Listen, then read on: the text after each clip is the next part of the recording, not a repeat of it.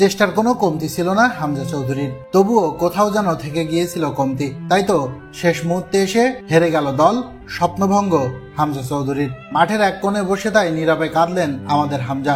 হামজাকে এভাবে কাঁদতে দেখে হৃদয়ে রক্তক্ষরণ হচ্ছে তার ভক্ত সমর্থকদের।